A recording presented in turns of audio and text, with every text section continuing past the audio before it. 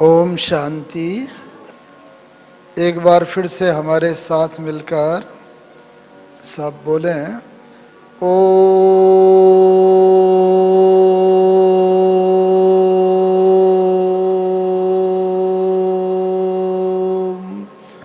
शांति।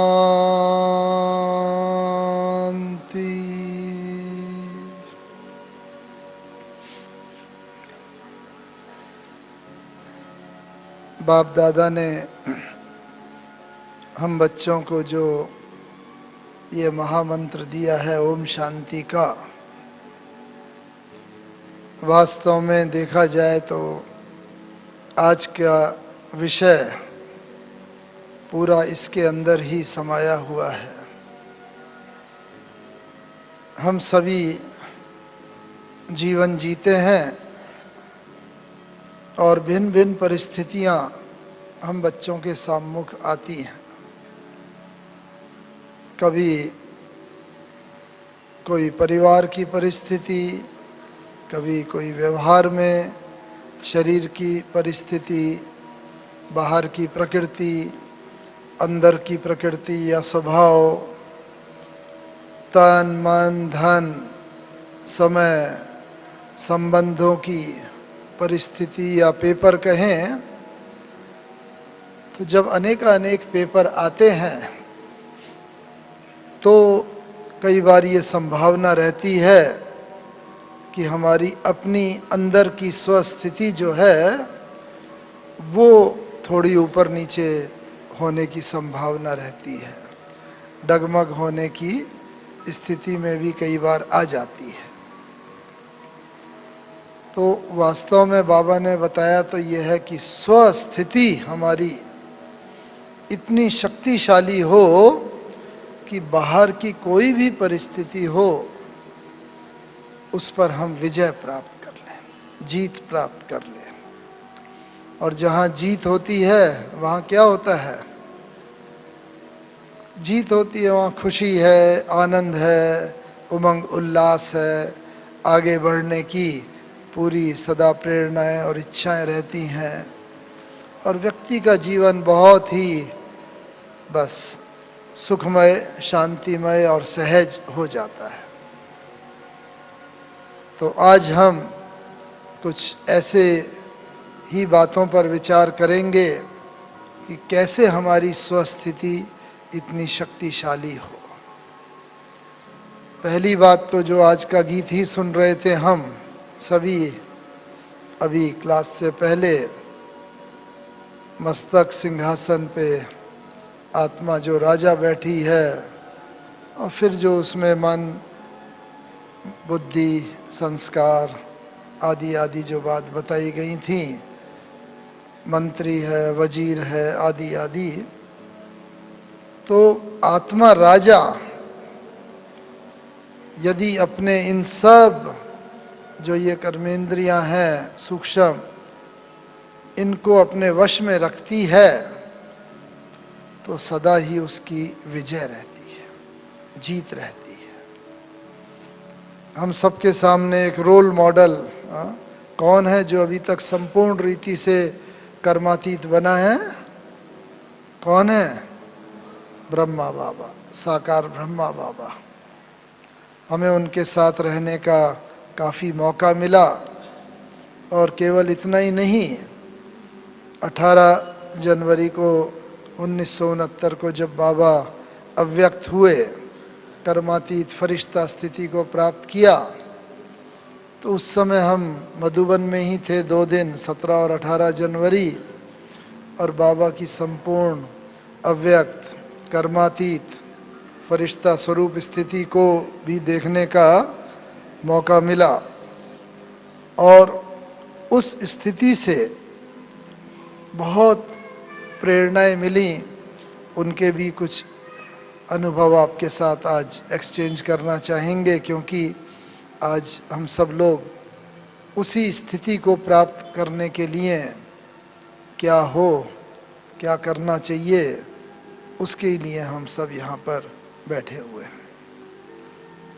तो स्वस्थिति और परिस्थिति, परिस्थिति माने परिस्थिति, बाहर की स्थिति। स्वस्थिति माने आत्मा की स्थिति। जैसे कहते हैं ना नेचर, प्रकृति शब्द के दो अर्थ हैं, एक है अंदर की नेचर, अंदर का स्वभाव, एक है बाहर की नेचर, यानी ये पांच तत्व, जल, अग्नि, वायु, पृथ्वी, आकाश, ये तत्व। तो हमारी अंदर की नेचर, अंदर का स्वभाव इतना शक्तिशाली हो जाए कि बाहर की कोई भी परिस्थिति आए वो हमें हिला ना सके, डगमग ना कर सके। साकार ब्रह्मा बाबा में यही देखने को मिलता था। हमें याद है जब हम लोग बाबा से मिलते थे, मधुबन में भी आपने चित्र देखा होगा, बस सामने गेट से घुसते ही बाबा का ये दो हाथ, आओ मीठे बच्चे, बस बाबा के मुंह से आओ प्यारे बच्चे, ऐसे बाबा के दोनों बाहें फैल जाती थीं और हम लोग जैसे बाबा की बाह में जैसे समा जाते थे। ये तो रहा स्थूल, लेकिन सूक्ष्म क्या होता था कि जैसे ही बाबा की दृष्टि मिलती थी, बाबा का स्पर्श मिला, हम विदेही हो जाते थे, अशरीरी हो जाते थे, देह का भान बिल्कुल भूल जाता था। कुछ क्षण उस स्थिति का बहुत ही अलौकिक सुखद अनुभव करते थे। उसके बाद बाबा का ऐसे थोड़ा थपथपाना, जैसे फिर से देह में लाने का प्रयास। कोई आत्मा देह छोड़ती नहीं है, लेकिन देह भान से इतनी आत्मा न्यारी हो जाती थी, विदेही हो जाती थी कि फिर बाबा ऐसे थपथपा के लाते थे। हम सब फिर देह में अपने को अनुभव करके फिर बाबा टोली खिलाना, हालचाल पूछना, एक जाता था दूसरा आता था, फिर तीसरा, इस तरह हर एक को ये अनुभव होता था विदेही स्थिति का। ये इस बात का प्रमाण है कि स्वस्थिति बाबा की इतनी शक्तिशाली बाबा ने बना ली थी कि न केवल अपनी ही परिस्थिति पर विजय प्राप्त करते थे, बल्कि दूसरा जो कोई भी सम्मुख आता था उसको भी उस परिस्थिति को भुला करके उसे भी अपनी स्वस्थिति में स्थित करा देते थे। तो बाबा हम बच्चों से यही चाहता है, एक तो कि हमारी अपनी स्वस्थिति ऐसी बने। लेकिन बाबा ने कैसे बनाई ये स्थिति? बाबा भी साधारण परिवार वाला था, घर गृहस्थी वाला। बाबा के भी 5 बच्चे थे, 2 पुत्र 3 पुत्रियां, हीरे जवाहरात का व्यापारी, नौकरी धंधा करने वाला, सब कुछ जैसे लौकिक होते हैं, सब बाबा ने किया। लेकिन जब बाबा को ये ज्ञान हुआ तो बस बाबा ने रियलाइज़ किया, बल्कि उस स्थिति ज्ञान से कुछ वर्ष पहले से ही बाबा कुछ एकांत प्रिय हो गए और बाबा को जैसे ये होता था मंथन में, विचार सागर मंथन में डूब जाते थे। और बाबा को ऐसा अनुभव होता था कि मैं चाहता तो हूँ, लेकिन फिर भी मेरा मन जो है बार बार भाग जाता है। मन बड़ा चंचल है, जो भक्ति मार्ग में कहते हैं। क्या करें, मन बड़ा चंचल है, चाहते तो नहीं हम ये करना, लेकिन मन भाग जाता है, कंट्रोल में नहीं रहता। हम ये शब्द बोलना तो नहीं चाहते, ये शब्द मुंह से निकल जाते हैं, ये कर्म हो जाते हैं। तो मन के ऊपर सारा दोष देते थे। तो बाबा भी संसार में था, बाबा को भी ये अनुभव होता था। तो बाबा ने क्या करा, मन को पत्र लिखा। आपने सुना होगा, पहले यहाँ पर बहुत 2 डायरियाँ थी, तो एक डायरी में बाबा ने मन को पत्र लिखा। क्या लिखा बाबा ने? हम सभी का भी ये अनुभव है कि हम जितना चाहते हैं मन हमारा वश में रहे, उतना नहीं रहता है, मन चला जाता है। तो बाबा ने मन को पत्र लिखा कि हे मन, मैं आत्मा राजा हूं, तू मेरा मंत्री है, लेकिन तू मंत्री बलशाली हो गया, तूने मुझ आत्मा राजा को कमजोर कर दिया, और तू जहाँ जहाँ कहता रहा, भागता रहा, मैं भी तेरे पीछे पीछे राजा होकर तुझ मंत्री के वश में हो गया, तेरे पीछे पीछे भागता रहा। लेकिन हे मन, अब मैं तुझे कह देता हूं कि अब तुझे मेरे कहने पर चलना पड़ेगा, अब मैं तेरे कहने पर नहीं चलूंगा। क्यों? क्योंकि मैं आत्मा राजा अब अपनी स्वस्थिति में, स्वमान में स्थित हो गया हूँ और हो रहा हूँ। अब तुझे मेरे कहने पर चलना पड़ेगा। बाबा ने मन को ऑर्डर किया, न कि परवश होकर जैसे संसार वाले कह देते हैं क्या करें, मन बड़ा चंचल है, भाग जाता है। नहीं, मन को ऑर्डर किया, तुझे मेरे कहने पर चलना पड़ेगा। ऐसी बाबा ने बुद्धि को भी ऑर्डर किया कि हे बुद्धि, तू भी मन के कहने पर चलती रही और तुम दोनों ने मिलकर मुझ आत्मा राजा को कमजोर कर दिया, लेकिन अब मैं तुझे भी कह देता हूं कि तुझे मेरे कहने पर चलना पड़ेगा। तो इस रीति से बाबा ने मन को ऑर्डर किया, बुद्धि को ऑर्डर किया, संस्कार को ऑर्डर किया, और फिर बस सदा ये बाबा के कंट्रोल में रहे। लेकिन चाहते तो हम भी हैं, हम भी कहते हैं मन को, हे मन तू मत भाग, हे मन। कभी मानो मन बड़ा बहुत व्यर्थ संकल्प चल रहे हैं, हम चाहते हैं हमारे अंदर समाने की शक्ति आए, मन को ऑर्डर भी करते हैं, लेकिन फिर भी समाने की शक्ति नहीं आती है पूरी। कुछ सेकंड मन के व्यर्थ संकल्पों को रोकते हैं, फिर संकल्प चल पड़ते हैं, फिर मन को खींच कर लाते हैं, फिर थोड़ा समय रहा, फिर मन भाग जाता है। इसलिए इसके लिए बाबा ने कहा स्वस्थिति शक्तिशाली बनाएं, उसके लिए क्या करें? पहले अपने को हम स्वमान की सीट पर सेट करें। बाबा ने अनेक स्वमान दिए हैं, अभी भी हाल ही में बाबा ने कितने ऊंचे स्वमान दिए हैं। बस भगवान की छत्र छाया के नीचे बैठा हूँ, भगवान की 1000 भुजाएं मेरी रक्षा कर रही हैं, बाबा की इतनी अनन्य शक्ति मिल रही है, बस मैं आत्मा उस शक्ति में स्नान। जो इतने सारे अनेक स्वमान दिए हैं, उस स्वमान में जब हम स्थित होकर के मन को ऑर्डर करेंगे, मन हमारी बात को तुरंत मान लेगा। लौकिक में भी कोई अगर बड़ा आदमी होता है, प्रेसिडेंट, प्राइम मिनिस्टर भी हो, बहुत बड़ा गवर्नमेंट ऑफिसर भी हो, अगर अपनी सीट पर नहीं होता, मानो रिटायर हो गया, ट्रांसफ़र हो गया, तो कोई उसकी बात नहीं मानेगा। जब तक वो अपनी सीट पर है, सब उसकी बात मानते हैं, उसका ऑर्डर मानते हैं, लेकिन जब वो रिटायर हो गया, चला गया, ट्रांसफ़र हो गया, कोई उसकी बात नहीं मानेगा। ऐसी हम स्वमान की सीट पर स्थित हुए बिना, उन स्वमानों की स्मृति लाए बिना, और तब मन को ऑर्डर करते हैं, तो मन हमारी बात नहीं मानता।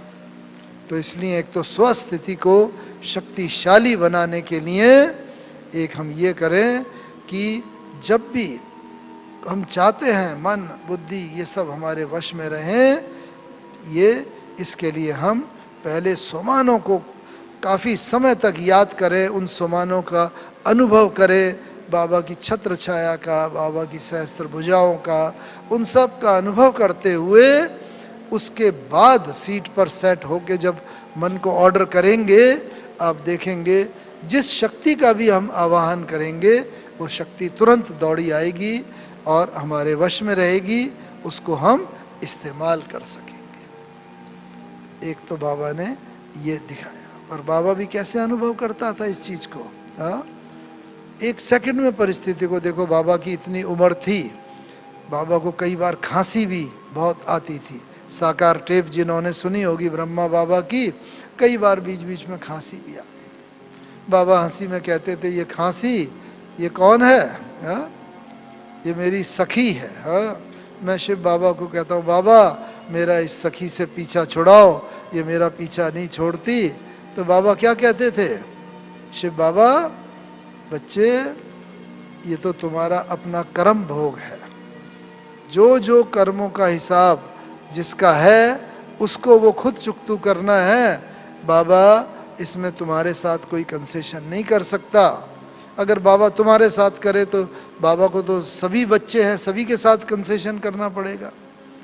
इसलिए इस कोई भी बाहर की परिस्थिति, खांसी है, कोई भी बाहर की परिस्थिति, उसको अपनी स्वस्थिति से करो। और हम देखते थे बाबा को कभी कभी खांसी आती थी।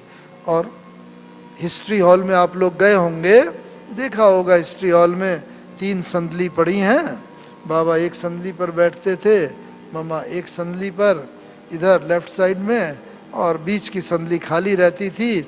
जब भी बच्चे आते थे आके अपना अनुभव सुनाते थे, परिचय देते थे, अपना क्या पुरुषार्थ करेंगे उस पुरुषार्थ के दृढ़ संकल्प लेके जाते थे बाबा के सामने, और फिर वहाँ बैठ के अनुभव सुनाया करते थे। तो बाबा को कई बार देखा जब खांसी आती थी, हमें लगता था ओहो बाबा को बहुत तकलीफ हो रही है, कई बार आंखें भी जैसे नम हो जाती थी गीली। लेकिन दूसरे ही क्षण बाबा के पास ही, यहाँ ट्रांसलाइट का चित्र रखा हुआ था श्री कृष्ण का और लक्ष्मी नारायण का। बाबा दूसरे ही क्षण कहते थे, ओ बच्चे देखो कल बाबा जाके ऐसा विष्णु कृष्ण बनेगा, आज तो देखो ये पुराना शरीर है, अनेक जन्मों का कर्म भोग का हिसाब किताब है, ये खांसी आ रही है, तकलीफ हो रही है, लेकिन कल जाके बाबा ऐसा बनेगा विष्णु कृष्ण। उस नई दुनिया में कोई भी ना शारीरिक व्याधि होगी ना बाहर का व्याधि, कैसी दुनिया होगी। और उस दुनिया का वर्णन बाबा बस करते थे। और बस जैसे ही बाबा अपनी स्वस्थिति में स्थित होते थे, एकदम खांसी जैसे छूमंतर वो परिस्थिति एकदम भाग जाती थी, ऐसे भाग जाती थी। और फिर बाबा अपनी उसी स्थिति में, ओ कल बाबा जाके ऐसा विष्णु कृष्ण बनेगा, नई दुनिया होगी, नया शरीर होगा, कोई तकलीफ नहीं। बच्चों तुम बच्चों को भी बहुत बहुत खुशी में रहना चाहिए। कोई भी अगर बाहर की तकलीफ आई, अपने अंदर की स्थिति इतनी शक्तिशाली बना लो कि बाहर की परिस्थिति आप पर वार ना कर सके। और वो प्रत्यक्ष देखने को मिलता था। और बस बाबा कहाँ कुछ सेकंड पहले ऐसे ही लगता था बहुत तकलीफ हो रही है, फिर बाबा बस बच्चे तुम्हें भी खुशी में नाचना चाहिए, खग्गियाँ मारनी चाहिए। जानते हैं ना कैसे खग्गी मारते हैं, बाबा कई बार करके दिखाते, बच्चे मालूम है कैसे, ऐसे बस खुशी में, ओ कल जाके मैं ऐसा बनूंगी, ओ बाबा ऐसा खुशी में ना, बस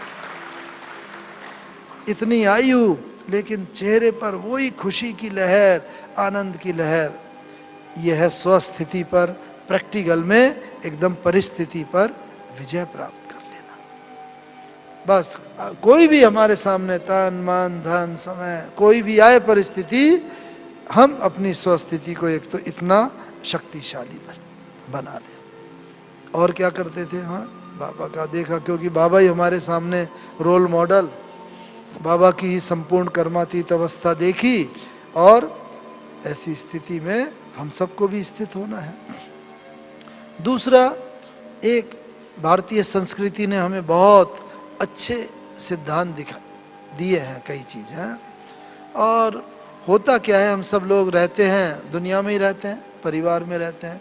बाबा ने बताया है कि ऐसे तो अनेक पेपर बच्चों के सामने आएंगे, बताया भाई विपरीत परिस्थितियों का पेपर आएगा, ऐसे हैं जो 5 तत्वों का पेपर आएगा, पुराने संस्कारों का, संभावों का, पुराने इन सब के पेपर आएंगे, बस कुछ अशुद्ध आत्माओं के, भटकती आत्माओं के, आदि आदि बाबा ने अनेक पेपर बताए हैं। लेकिन उन पेपर्स में भी बाबा ने वर्तमान समय के हिसाब से 2 पेपर विशेष बताए हैं। और जब पेपर आता है तभी तो हमारी स्वस्थिति डगमग होती है, तभी तो आवश्यकता है कि हम परिस्थिति पर विजय प्राप्त करें। तो कौन से 2 पेपर बाबा ने बताए हैं? एक पेपर तो बाबा ने बताया है कि शरीर का पेपर, क्योंकि जितने भी हमारे 63 जन्मों के कर्मों के हिसाब किताब हैं, वो सारे के सारे हमें यहाँ ही चुकतू करके जाना है। और उसके लिए बाबा ने बताया योग के द्वारा कर सकते हो, योग रोग भोग इन सब के द्वारा। और कुछ दिन पहले ही बाबा ने मुरली में कहा था, अगर शरीर का कोई हिसाब किताब आता है, कोई तकलीफ बहुत होती है, घबराना नहीं चाहिए, यही समझना चाहिए हिसाब किताब यहाँ चुकतू हो रहा है और हम धर्मराजपुरी से बस टाटा करते हुए निकल जाएंगे, धर्मराज के सजाओं का हमें सामना नहीं करना पड़ेगा। कितनी अच्छी विधि बाबा ने बताई हुई है। तो इसीलिए एक पेपर ये शरीर का, ये ना समझे कि अरे मेरा तो युवान शरीर है, कोई बीमारी नहीं है, कोई नहीं, नहीं, ये तो अनेक जन्मों का उसके कर्मों को सेटल करने का एक साधन है। तो इसमें अगर किसी भी रीति से कोई भी तकलीफ अगर होती है, बहुत खुशी खुशी उसे कि ये हमारे पुराने विकर्म भस्म हो रहे हैं। और इसके लिए बाबा क्या विधि अपनाते थे, जैसे ये बताया ना खांसी का था, ऐसे ही बाबा को एक अभ्यास बहुत बड़ा पक्का था, करा था बाबा ने। क्या क्या कि जब चाहे देह में आना, जब चाहे देह से न्यारा हो जाना। जैसे अभी दादियों से मिलने का कभी टाइम होता है ना, भाई 10 बजे बम्बई की पार्टी मिलेगी, 10:30 बजे दिल्ली की, 11 बजे कलकत्ता की, आदि आदि टाइम दिया होता था। और बाबा ऊपर पांडव भवन में जब रहते थे तब तो वही था। तो वहाँ पर या तो बाबा अपनी झोपड़ी में मिलते थे या अपने कमरे में, जो बाबा का कमरा तब तो बहुत छोटा था, उतना ही था जहाँ तक पलंग पड़ा हुआ है, बस उतना, नीचे पीछे का तो बाद में बढ़ाया, बहुत छोटा, कोई 10 बाई 8 का जैसा कमरा था, बहुत ही छोटा। और या फिर हिस्ट्री हॉल में जब बड़ी पार्टी होती थी, बड़ी पार्टी का मतलब उस समय 15-20 लोग भी अगर होते थे तो वो पार्टी बहुत बड़ी मानी जाती थी, तो वहाँ मिलते थे। तो कई बार टीचर जाती थी, देखती थी बाबा बैठे हैं, हाँ, बस आँख खुली हुई है, और टीचर सामने जाके भी कई बार खड़ी हो जाती थी, लेकिन बाबा अपनी लगन में मगन है, आँख खुली है, चेतन, लेकिन देह से न्यारे। तो टीचर थोड़ी देर बाद कहती थी, बाबा बाबा मैं फलानी जगह से पार्टी लाई हूँ। अच्छा, बाबा को जैसे एक जर्क सा कभी लगता था, और बाबा कहते थे अच्छा बच्ची पार्टी, आओ लाओ बैठाओ, और इस तरीके से सब बैठते थे। फिर बाबा उनसे हाल चाल पूछते थे, टोली खिलाते थे, गोदी में लेते थे, आदि आदि। इस प्रकार से मिलन बाप और बच्चों का कलब पहले वाला, हाँ, मिलन होता था। लेकिन बाबा का देखा कि जैसे बाबा देह में होते भी देह से न्यारे। उसके बाद जब पार्टी पूरी हो जाती थी और दूसरी पार्टी में भी टाइम होता था, फिर बाबा देह से न्यारे हो जाते थे। तो एक ये अभ्यास हम बच्चों को पक्का करना है। अगर हम देह की व्याधियों से, कष्टों से, उनसे अलग रहना चाहते हैं, न्यारा रहना चाहते हैं, कष्ट तो होगा लेकिन उस कष्ट की अनुभूति ना हो, वो दुख हमें एकदम दुखी न कर दे, बाबा की याद भुला न दे।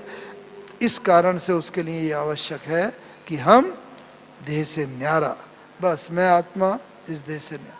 जब विज्ञान के साधनों में देह से न्यारा करने की शक्ति होती है तो हम आत्माएं तो विज्ञान की रचयिता हैं। आत्मा, विज्ञान तो हमारी रचना है। साइंस में कुछ इंजेक्शन वगैरह देते हैं, एनेस्थीसिया दिया, सुन्न कर देते हैं, बस उसके बाद उस शरीर में काटते भी हैं, खून भी निकलता है, लेकिन कोई भी शरीर को अनुभूति नहीं होती, आत्मा को अनुभूति नहीं होती कोई दर्द की। तो देखो, जब विज्ञान में इतनी शक्ति है तो मुझ आत्मा में तो कितनी शक्ति है, मैं तो रचयिता हूँ उस विज्ञान की। इसलिए देह से न्यारा होने का अभ्यास और देह में आने का अभ्यास, अगर ये अभ्यास हमारा जितना होगा तो प्रतिदिन हम एक इस अभ्यास को भी पक्का करते रहे कि बस मैं विदेही हूँ, अशरीरी हूँ, न्यारी हूँ, विदेही। बस ये संकल्प में जितना स्थित होते जाएंगे उतना हम देह से न्यारेपन का अनुभव करेंगे, और फिर जब भी कोई ऐसी परिस्थिति आएगी हम उससे न्यारे हो जाएंगे, अलग हो जाएंगे। ये एक दूसरा है विधि स्वस्थिति से परिस्थिति पर। दूसरा बाबा ने बताया एक परिवार का पेपर, ये हम बच्चों के सामने, क्योंकि बाबा का परिवार बढ़ता चला जा रहा है, बढ़ेगा, कोई 50, 60, 70 साल पुराने हैं, कोई इतने महीने पुराने हैं, 10-20 महीने पुराने, कोई और भी नए हैं। तो कई पुरानों में भी कई बार हम कोई कमजोरी की बात देखते हैं तो मन में बड़ा संकल्प चलता है, अरे इनमें भी यही बात, क्रोध, इनमें भी अहंकार। तो जब ऐसी बात देखते हैं तो कई बार हमारी अवस्था डगमग होने का चांस रहता है। तो बाबा ने कहा है देखो, कभी भी किसी को भी देखो तो एक काल की दृष्टि से नहीं देखो, तीनों कालों की दृष्टि से देखो। हम उसका केवल वर्तमान समय स्वरूप देखते हैं तो हमें लगता है ये तो बड़ी कमज़ोर आत्मा है, इसके अंदर तो ये कमजोरी है, ये है। लेकिन नहीं, बाबा ने बताया है, क्या बात बताई है बाबा ने, कि देखो बाबा का लास्ट बच्चा भी जो है, आखिरी बच्चा भी जो है, वो बाबा का चुना हुआ बच्चा है, बाबा का सेलेक्ट किया हुआ बच्चा है, भगवान ने चुना है। वो आज के प्रधानमंत्री और राष्ट्रपति से भी महान बच्चा है। तो उस नशे में हम रहें कि भगवान ने मुझे चुना है, मैं भगवान का सेलेक्ट किया हुआ बच्चा हूँ, मेरे सामने ये वर्तमान के पद भी बहुत छोटे हैं, मैं तो विश्व महाराजन महारानी आत्मा हूँ। और इस कारण से जब उस नशे में रहते के हम किसी भी आत्मा के तीनों कालों को देखेंगे, केवल वर्तमान काल नहीं, वर्तमान में तो वो किसी कमजोरी की स्थिति से पास हो रहा है, इस कारण से वो क्रोध के वशीभूत है, लोभ के, अहंकार के, कोई ना कोई कमजोरी के वशीभूत है। लेकिन जब हम सोचेंगे नहीं, भगवान ने इसे चुना है और भगवान का सिलेक्शन कभी भी गलत नहीं हो सकता, उसका सिलेक्शन सदा ठीक है, और वर्तमान समय ये उस स्थिति से पास हो रहा है। लेकिन ये वही आत्मा है जो डबल ताजधारी आत्मा सतयुग में थी, महान थी, अभी ये है, और फिर बाबा इसे अपनी उसी महान स्थिति में पहुंचाएगा। जब इस दृष्टिकोण से हम देखते हैं तो कोई भी आत्मा की हमें कमी कमजोरी नजर नहीं आती, और हमें हर आत्मा विशेष और महान लगने लगती है। तो इसलिए सदा हम अपने को देखें। होता क्या है ना, हम अपने को कम देखते हैं, बाबा ने बोला दूसरे को ज़्यादा देखते हैं। मुझे एक दो लाइन की बात याद आ रही है, शेयर। हम लोग क्या करते रहे, हाँ, सबके लिए, कि जिंदगी भर एक ही भूल करते रहे, जिंदगी भर एक ही भूल करते रहे, धूल चेहरे पर थी, आईना साफ करते रहे। आईना होता है ना, शीशा, तो बस ये है, कमी कमजोरी हमारे अपने अंदर होती है, हमारी दृष्टि में दोष होता है, लेकिन हम समझते हैं आईना देख रहे हैं, हमें अपनी कमी कमजोरी नज़र नहीं आती। शीशे में मुंह दिखता है और उसको साफ करते रहते हैं, लेकिन भाई जैसा चेहरा होगा वैसा ही तो दिखेगा। इसीलिए अगर चेहरे पर कोई दाग है तो वो दाग उसमें दिखेगा, वो आईने का तो दोष है नहीं। तो आवश्यकता इस बात की है कि हम अपना इंट्रोस्पेक्शन अंदर देखते रहें, अपने को देखते रहें, और जितना हम स्व को देखेंगे उतना स्व में परिवर्तन आता जाएगा, स्व स्थिति मजबूत होती जाएगी और परिस्थिति के ऊपर विजय होती जाएगी। कई बार हम कोई प्रॉब्लम आती है, हम कहते हैं क्या करें भाई, ये तो माया आ गई, समस्या आ गई, लेकिन नहीं है। विघन में और माया में क्या अंतर है? माया और विघन में, विघन जो है बाहर से आता है, माया अंदर से आती है। बड़ी सूक्ष्म चीज है।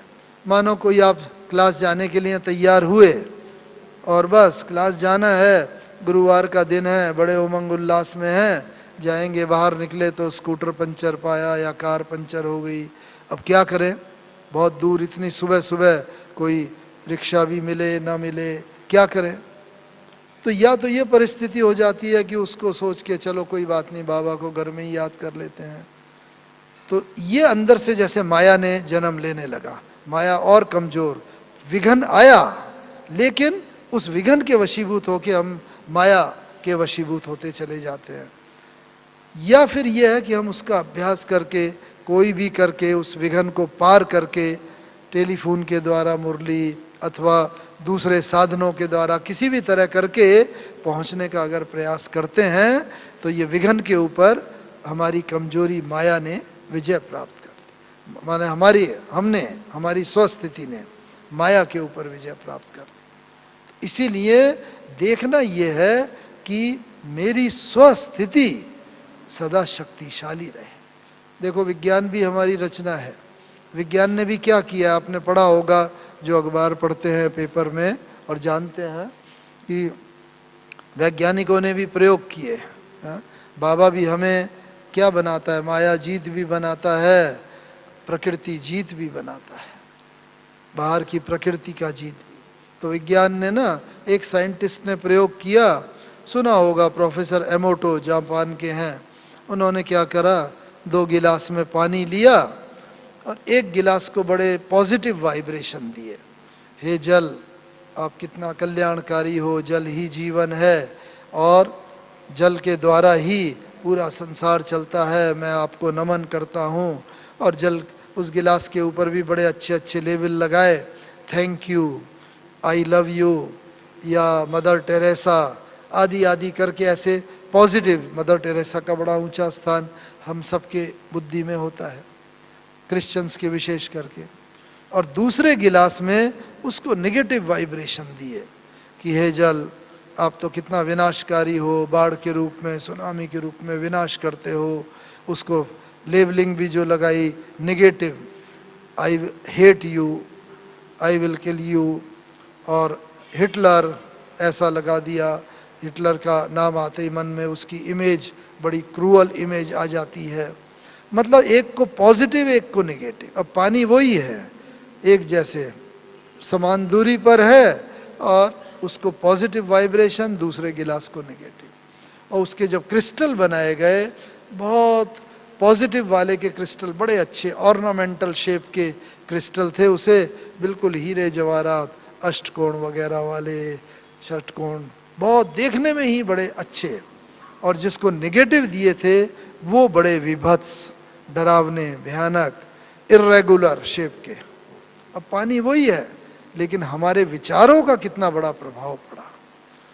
यही बात तो बाबा कहता है, कितने सालों से कहता।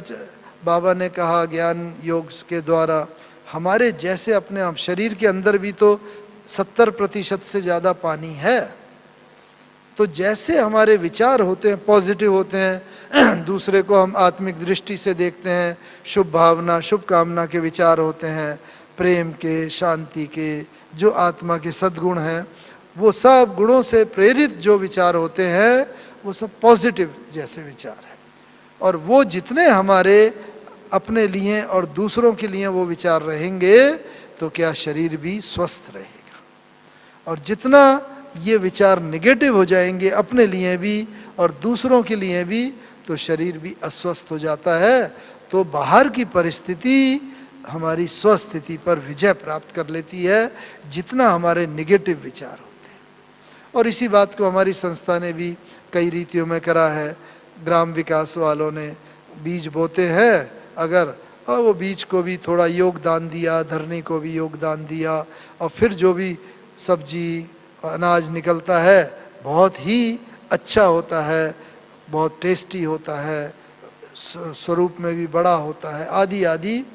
तो हमारे विचारों का प्रभाव प्रकृति के तत्वों पर भी, और यही प्रयोग कैट के रूप में, हेल्थ के रूप में भी वो करते हैं। यहाँ पर जो कैट का प्रोग्राम होता है, और उसके अंदर जिनकी हार्ट की आर्टरीज ब्लॉक हो जाती हैं, तो उनको लाइफस्टाइल चेंज के द्वारा और अपने पॉजिटिव चिंतन के द्वारा हम अनुभव करते हैं, बाबा से लाइट आ रही है, वो लाइट मेरे हृदय के ऊपर या किडनी के ऊपर, फेफड़ों के ऊपर, जो भी अफेक्टेड पार्ट होता है उसके ऊपर हम उस लाइट को जब कंसंट्रेट करते हैं, और साथ ही साथ जो आवश्यक परहेज होता है वो सब करते हैं, तो देखा गया है वो रिजल्ट बहुत तेजी से अपने में मिलता है।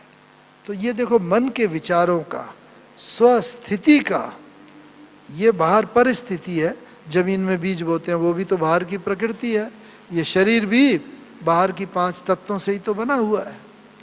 तो इस रीति से स्वस्थिति द्वारा हम कितना कितना परिस्थिति के ऊपर विजय प्राप्त करते चले, ये हमारे ऊपर निर्भर है। तो बाबा का, साकार बाबा का एक ये देखा, और क्या देखा बाबा का? बाबा का देखो अंतिम 18 जनवरी की मुरली हम सुन रहे थे। 18 जनवरी की मुरली में सम्मुख हमारा सौभाग्य, उस दिन बाबा के सामने ही थे। हिस्ट्री हॉल में बाबा मुरली चला रहे थे, हम भी सामने बैठे हुए थे। बाबा क्लास में आए। उस दिन बाबा ने क्लास जल्दी कराई। रोज़ क्लास तो हमेशा भोजन के बाद लगभग 8:45-9 बजे होती है रात्रि क्लास, लेकिन उस दिन बाबा ने पहले से ही अनाउंस कर दिया, बस भाई को बुला के कि आज बाबा क्लास जल्दी कराएगा। तो उसने भी बाहर घंटा एक रखा रहता था, वो बजा के सबको इन्फॉर्म कर दिया कि आज बाबा जल्दी क्लास कराएंगे। और 7:30 बजे ही जैसे सब भोजन वगैरह करके क्लास में आ गए। बाबा आए और बस बाबा का स्वरूप वही फरिश्ता स्वरूप जैसा अंतिम दिन था। और वो बाबा ने जो मुरली चलाई, उस मुरली में एक बार भी बाबा को न खांसी आई, न गला साफ करने की ज़रूरत पड़ी, कुछ भी नहीं। और ये इस बात का प्रतीक है कि जब हम भी कर्मातीत अवस्था के निकट पहुँचेंगे तो क्या स्थिति होगी? बिल्कुल हमारी ऐसी स्थिति होगी कि जो शरीर के कर्म भोगों के ऊपर हमारा योग बल संपूर्ण रीति से विजय प्राप्त कर लेगा। एक बार भी बाबा को कोई खांसी नहीं आई पूरी मुरली में। ये कितना वंडर है। दूसरी बात, उन दिनों में 2 दिन में हमने क्या महसूस किया। पहले जब भी बाबा से 1961-62 के बाद बाबा से अनेक बार मिलना होता था, कई बार पार्टी में आते थे, मिलते थे, बाबा समय देते थे। तो शुरू में तो बाबा समय देते थे, हाल चाल पूछते थे। फिर हमने देखा लगभग 1966-67 में जब बाबा और कर्मातीत अवस्था के निकट पहुंचते जा रहे थे, बाबा को कोई भी हाल चाल सुनाते थे, 1-2 लाइन सुन के बाबा उस बात को पूरी कर लेते। हाँ बच्चे, बाबा समझ गया। अरे बाबा अभी तो हमने बोलना ही शुरू किया है। नहीं नहीं बच्चे, तुमने ये बताया ना ऐसा ऐसा, और बाबा पूरी बात को समझ करके समाधान दे देता था। लेकिन 17-18 जनवरी को हमने क्या देखा, गौर से सुनने की बात है कि हम बाबा के पास सम्मुख गए।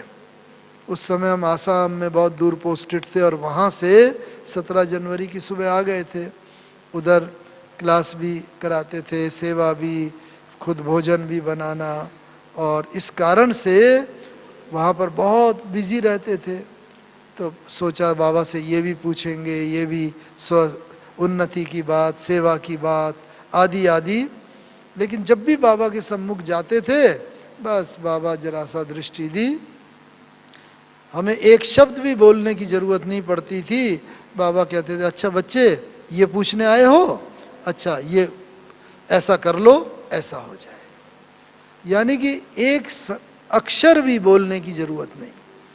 ऐसा 6-7 बार हुआ 2 दिन के अंदर। बाबा के से कई बार मिलने का मौका हुआ। बस बाबा के सम्मुख जाए, कोई भी, चाहे सौ सेवा का विषय हो, बाहर का विषय हो, कोई भी अपना उन्नति का विषय हो, बस ये है कौन सा लक्षण? मन जीते जगत जीत का। मन के हारे हार है, मन के जीते जीत, जैसे कहते हैं ना, मन चंगा तो कठौती में गंगा। इसीलिए गीता में भी कह दिया है, मन मना भाव। तन मना भाव या धन मना भाव या संबंध मना भाव नहीं, मन मना भाव।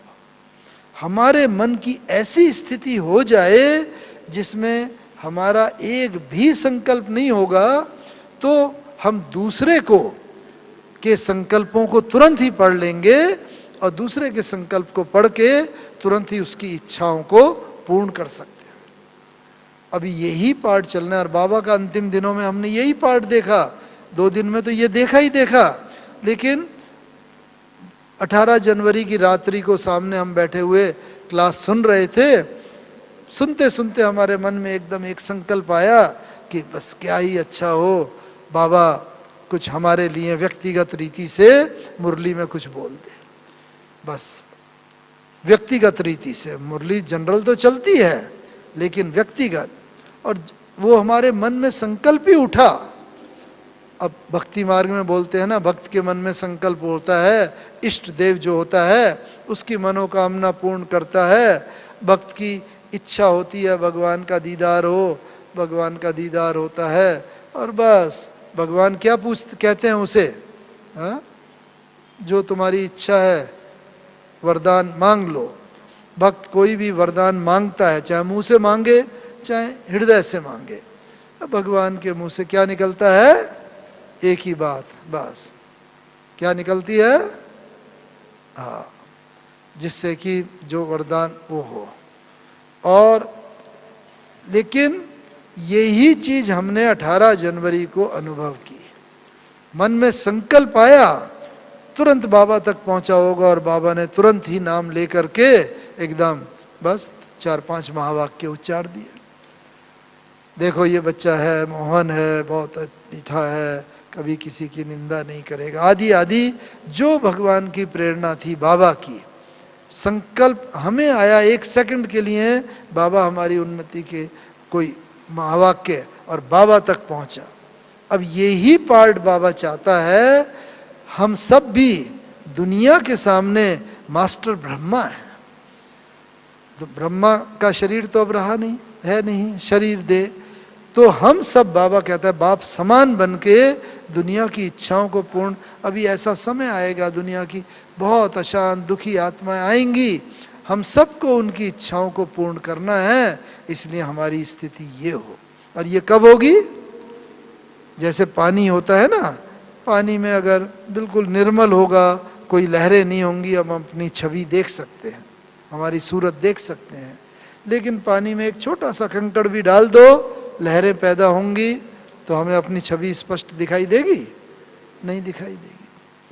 ऐसे हमारे अपने मन में संकल्पों की लहरें अगर नहीं होंगी, भले बाबा कहता है अभी बच्चों में विकारी संकल्प नहीं है, लेकिन व्यर्थ संकल्प तो है ना, अपने लिए, दूसरे के लिए, परिस्थिति के लिए, और तान मान धन, किसी से भी संबंधित व्यर्थ संकल्प चल जाते हैं।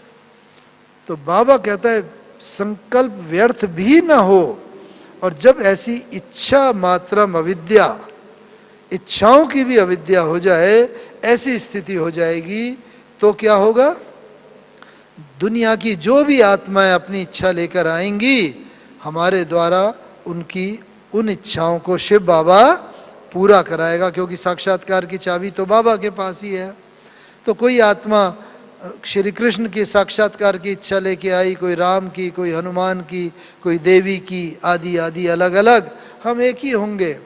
लेकिन हमारे मन में अगर व्यर्थ संकल्प कोई इच्छा नहीं होगी, तो हम अपनी उस महान स्वस्थिति के द्वारा अनेकों आत्माओं की इच्छाओं को पूर्ण कर सकेंगे, और इस प्रकार वो इच्छा आत्माएं अपनी इच्छाओं की तृप्ति का अनुभव करके बस उनके मुंह से यही निकलेगा, हाँ, जो बाबा चाहता है। क्या चाहता है बाबा, मेरा बाबा आ गया। केवल हमारे मुंह से नहीं, भले वो भगवान कहते हैं, मेरा भगवान, मेरा परमात्मा, बस सबके मुंह से, क्योंकि जो भी इच्छा लेके आएंगे, अपनी इच्छाओं की तृप्ति का अनुभव करेंगे, तो उन सबके मुंह से भी निकलेगा।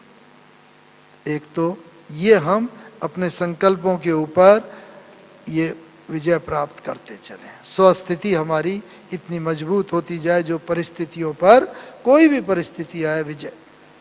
बाबा को उस दिन देखा, बाबा ने मुरली चलाई, और उसके बाद बाबा मुरली चला के 18 जनवरी हिस्ट्री हॉल के बाहर गए।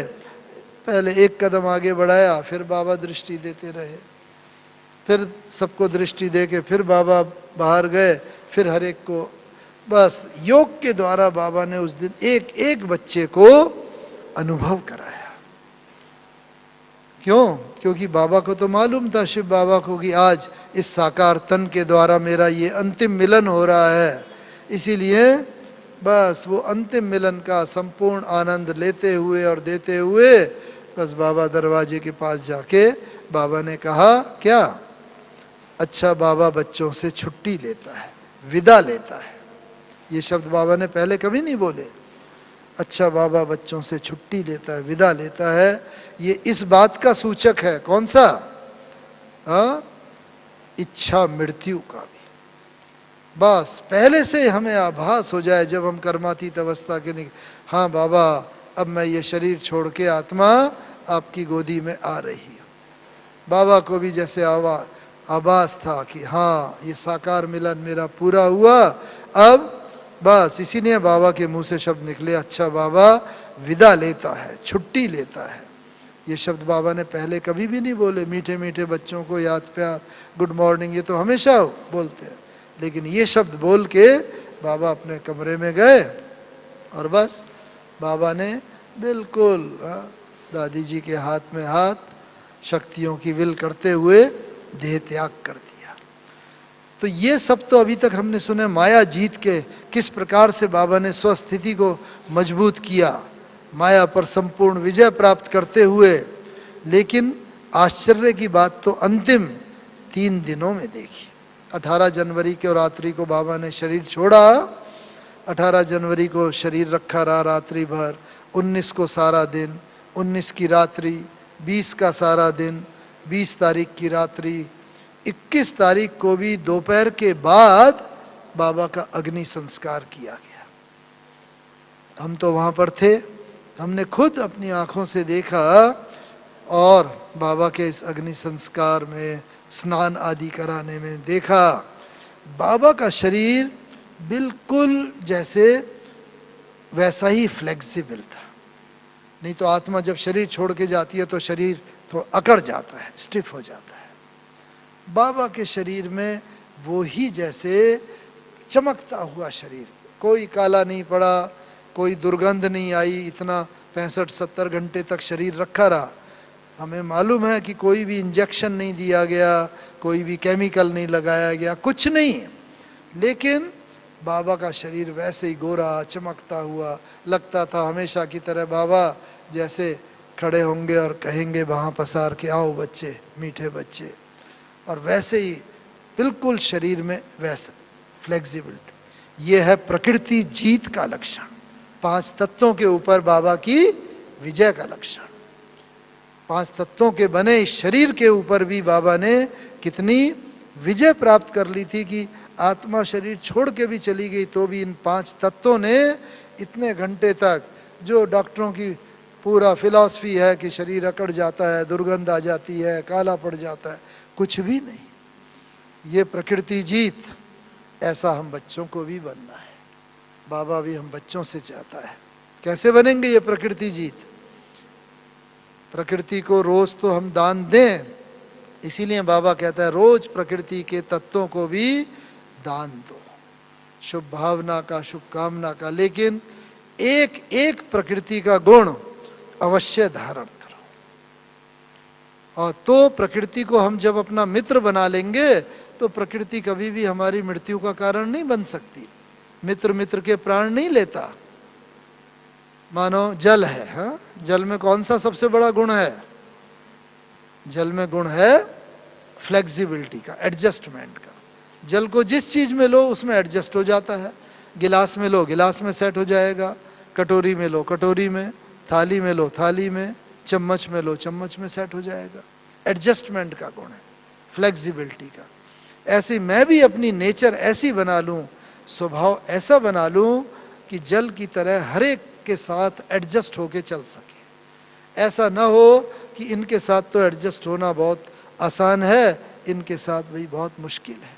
नहीं, हमारी नेचर इतनी फ्लेक्सिबल हो, हर एक के साथ एडजस्ट होके चल सकें, तो क्या होगा? इसका मतलब जल को हमने अपना मित्र बना लिया, जल जैसा गुण धारण कर लिया, तो अंत में जल चाहे कितने भी विनाश का कारण क्यों ना बने, जल के द्वारा सुनामी के रूप में, बाढ़ के रूप में उत्तराखंड में इतना पानी हुआ, बहुतों के प्राण ले लिए, लेकिन अगर जल का कम से कम एक गुण, अनेक गुण होते हैं, शीतलता का गुण है आगे बढ़ने का, वो मैं समय के अभाव में नहीं बता रहा हूँ, लेकिन कम से कम एक गुण भी धारण कर लिया तो जल अंत समय में हमें कठिनाई में से निकाल करके ले जाएगा। हमारी मृत्यु का, दुख का, अशांति का कारण नहीं बन सकता जल। इसी तरह पृथ्वी का सबसे बड़ा गुण कौन सा है? धरती का? धरती है दाता, धरती हमेशा देती है। आप एक बीज बो, पेड़ निकल आएगा और हजारों बीज पैदा हो जाएंगे। दाता है धरती। ऐसे ही हम भी सदा दाता रहे। हमारे दर पर कोई भी आए, कोई स्थूल चीज देने की बात नहीं है। प्रेम दें, स्नेह दें, सहयोग दें, सद्भावना दें, शुभ भावना, शुभ का, इनमें तो कोई खर्च होता ही नहीं है। हर आत्मा को ये महसूस होना चाहिए कि ये मेरे हैं। ब्रह्मा बाबा से सबको ये महसूस होता था, बाबा मेरा है। जितना बाबा मुझे प्यार करता है उतना किसी को नहीं करता। ऐसे ही सृष्टि की एक एक आत्मा को ये लगना चाहिए, चाहे ज्ञानी हो चाहे अज्ञानी हो, कि हाँ, ये आत्मा से जितना हमें स्नेह, प्यार, रिगार्ड, रिस्पेक्ट मिलता है, ये आत्मा जितना हमें स्नेह देती है उतना दूसरे किसी को नहीं। तो इस तरह धरती का गुण अगर हमने दातापन का दे दिया होगा, सहनशीलता भी धारण करें लेकिन दातापन का गुण होगा, तो धरती में जितना अर्थक्वेक आएगा अंत में विनाश होगा, धरती हमारी मृत्यु का कारण नहीं बनेगी, न तकलीफ का कारण बनेगी, क्योंकि धरती को हमने अपना मित्र बना लिया। ऐसे वायु का गुण क्या है सबसे बड़ा? वायु हल्की होती है, हर चीज को ऊपर उठाती है। तो ऐसे ही हम हर परिस्थिति में हल्के रहें, भारीपन ना हो। कई बार क्या होता है, जब भारीपन आ जाता है किसी न किसी व्यक्ति के स्वभाव, संस्कार के कारण, परिस्थिति के कारण, प्रॉब्लम, समस्या के कारण, तो कई बार हम भारी हो जाते हैं। ना खाने का अच्छा लगता है, बोलने का अच्छा नहीं लगता, और बिल्कुल अलग किसी से बातचीत करना अच्छा नहीं। ये है भारीपन की निशानी। नहीं, बाबा ने कहा हर परिस्थिति में हल्के रहो, उड़ते रहो और उड़ाते रहो। तो परिस्थितियां तो आएंगी, बाबा ने कहा उनका काम है आना और हमारा काम है भगाना। तो इस कारण से क्या होगा, वायु की तरह हल्के रहेंगे तो चाहे अंत समय में जितना भी साइक्लोन आएगा, तूफान आएगा, बहुत ऐसी परिस्थिति होगी, लेकिन वो हमारी मृत्यु, दुख, अशांति का कारण नहीं बनेगा। ऐसे ही आकाश का सबसे बड़ा गुण क्या है? आकाश विशाल है, पूरा एक आकाश है, और आकाश में सैटेलाइट वैज्ञानिक लोग छोड़ते हैं, उसके कारण ही हम किसी से बात कर सकते हैं। बस सैटेलाइट होते हैं, मोबाइल से बात करो, टीवी के द्वारा कहीं का भी दृश्य देख सकते हैं, रेडियो के द्वारा सुन सकते हैं, दूर दूर के दुनिया के कोने की बात हम वहाँ तक पहुँचा सकते हैं, वहाँ से यहाँ तक ला सकते हैं। ऐसे ही बाबा चाहता है आप बच्चों का दिल भी बहुत विशाल हो, दिल के अंदर कोई कमी कमजोरी किसी की भी हम अपने अंदर रखें नहीं, आकाश की तरह विशाल रहे। उससे उसका मापदंड क्या है? उसका मापदंड यही है कि हमारा किसी से ज़्यादा प्रेम और किसी से कम प्रेम, घृणा, वो सब नहीं होगी। क्योंकि कई बार किसी से ज़्यादा स्नेह होता है, ज़्यादा देर तक बात करते हैं क्लास के बाद भी आपस में मिलके, और जिनसे इतना स्नेह प्यार नहीं होगा, वो सामने से भी आ रहा होगा, उससे नज़र बचा के चले जाएंगे, उनसे बात नहीं करेंगे, और हमारे मन की स्थिति ऐसी होगी दूर से ही उनसे विदा लेना चाहिए। नहीं, ऐसा बिल्कुल नहीं हो।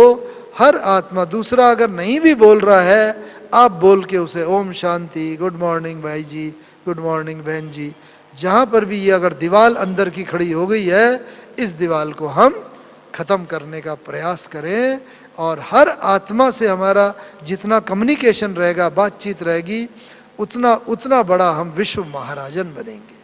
विश्व महाराजन वही बनता है जिसका विश्व की हर आत्मा के साथ संपर्क हो, संबंध हो। इसीलिए दादियाँ बोलती हैं, बाबा कहते हैं, अमृत वेला उठ करके विश्व की सर्व आत्माओं को योगदान करें, उनके साथ उनको शक्ति का दान दें, वार्तालाप करें। यह आकाश का। और पांचवा अंतिम कौन सा गुण है? प्रकृति में सूर्य, अग्नि देवता, अग्नि सूर्य के रूप में है।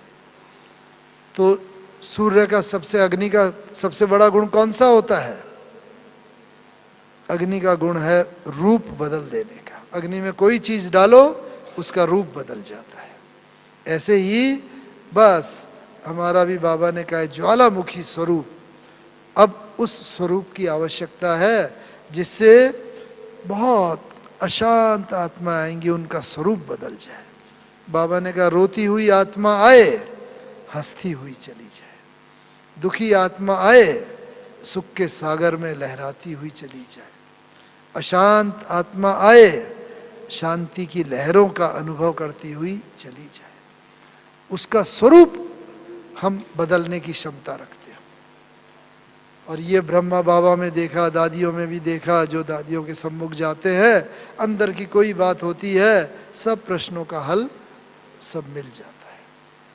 इस रीति से ये प्रकृति जीत बनने का लक्षण है। इसीलिए स्वस्थिति द्वारा परिस्थिति पर विजय यही हो सकती है। माया जीत के लिए तो हम सब लोग ज्ञान, योग, धारणा, सेवा कर ही रहे हैं। उससे हम लोग धीरे धीरे अपने स्वस्थ स्थिति मजबूत कर रहे हैं। लेकिन प्रकृति जीत बनने का यही है कि प्रकृति के साथ हम अपना तालमेल बिठाते चले, क्योंकि ये शरीर प्रकृति से ही बना है और सबसे हमारा निकट का साथी है ये शरीर। सतयुग के आदि से लेकर कलयुग अंत तक इन्हीं 5 तत्वों का तो भले भिन्न भिन्न नाम रूप होंगे, लेकिन भिन्न भिन्न नाम रूप से शरीर तो हमें मिलेगा ही ना, उसी के द्वारा ही तो पार्ट बजाएंगे। इसलिए हमारा अब ऐसा होना चाहिए कि बस प्रकृति जीत भी बने, स्व जीत, इंद्रिय जीत भी, माया जीत, तो स्वस्थिति के द्वारा हम हर परिस्थिति पर विजय प्राप्त कर सकेंगे और बाबा के जो चाहना है हम बच्चों से, उस चाहना को पूर्ण कर सकें। ओम शांति, ओम शांति।